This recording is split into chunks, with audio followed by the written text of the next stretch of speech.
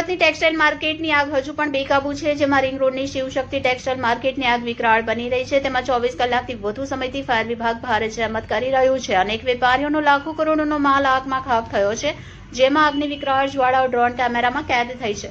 લાખો લીટર પાણીનો મારો છતાં આગ હજુ પણ બેકાબુ છે। બારડોલી, નવસારી સહિત સુરત ફાયરનો કાફલો ઘટના સ્થળે છે, તેમજ સુરતની અન્ય ઇન્ડસ્ટ્રીયલ કંપનીના ફાયર જવાનો પણ કામે લાગ્યા છે। ટેક્સટાઇલ માર્કેટમાં માત્ર પ્રથમ અને બીજા માળની આગ કાબૂમાં આવી છે, જેમાં પાલિકા કમિશનર શાલિની અગ્રવાલ ઘટના સ્થળે પહોંચ્યા છે, જેમાં અધિકારીઓ પાસેથી ઘટના અંગેની માહિતી મેળવી છે। ત્યાં ચાલી રહેલી કામગીરીનું નિરીક્ષણ કર્યું છે, જેમાં ત્રીજા અને ચોથા માળે કન્જેસ્ટેડ એરિયા હોવા છતાં એનઓસી કઈ રીતે આપવામાં આવી તેને લઈ સવાલ ઉઠ્યા છે। શિવશક્તિ ટેક્સટાઇલ માર્કેટમાં ટોપ ફ્લોર પર પતરાના ગેરકાયદે શેડ છે, છતાં પાલિકા તંત્રના ખાડા કાન જોવા મળ્યા છે।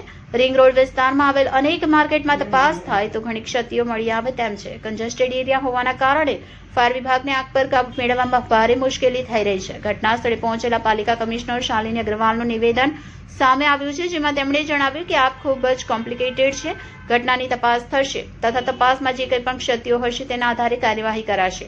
જિલ્લા કલેક્ટરની મદદથી હજીરા, ઓએનજીસી, રિલાયન્સ, ક્રિપ્કો સહિત કંપનીના ફાયર વિભાગની મદદ લેવામાં આવી રહી છે। હાલ આગ પર કાબુ મેળવવા પ્રયાસ થઈ રહ્યા છે।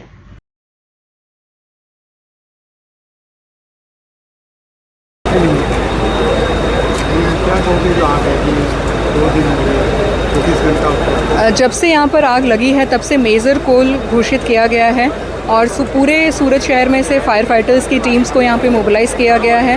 कॉरपोरेशन, पुलिस और कलेक्टर का तंत्र मिल के काम कर रहे हैं।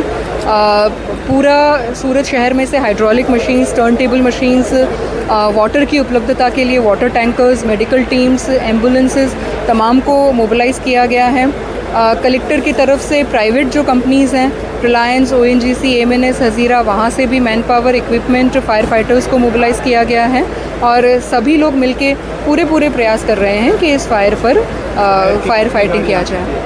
यहाँ पर बहुत सारी गाड़ियाँ काम कर रही हैं, अलग अलग विभागों की गाड़ियाँ हैं, अलग अलग कंपनीज़ की गाड़ियाँ हैं। कंटिन्यूसली रोटेशंस में गाड़ियाँ आ रही हैं, इसलिए बहुत सारी गाड़ियाँ मिलके काम कर रही हैं। 24 घंटे के ऊपर बीती अभी तक आग नहीं रुकी, इसका कारण फायर बहुत ही कॉम्प्लिकेटेड फायर है। नेचर ऑफ फायर जो है उसके पीछे बहुत सारे पैरामीटर्स काम कर रहे हैं, पर कल से रात दिन फायर की जो टीम्स हैं वो सतत मिल के कंटिन्यूसली फायर फाइटिंग करने की कोशिश की रही है। मांग भी कर रहे व्यापारी लोग, क्या इनको मुआवजा मिलेगा? अभी कॉरपोरेशन का जो पूरा तंत्र है वो फायर फाइटिंग के ऊपर काम कर रहा है। पतरे के शेड भी लगे हुए हैं। आपने अभी फायर के बीच में जाके देखा था? अंदर पतरे के शेड। अच्छा, ओके। अब इस बारे में एक कमेटी बनाई जाएगी, इन्वेस्टिगेशन किया जाएगा और जो भी उचित कार्रवाई है वो इस बारे में की जाएगी।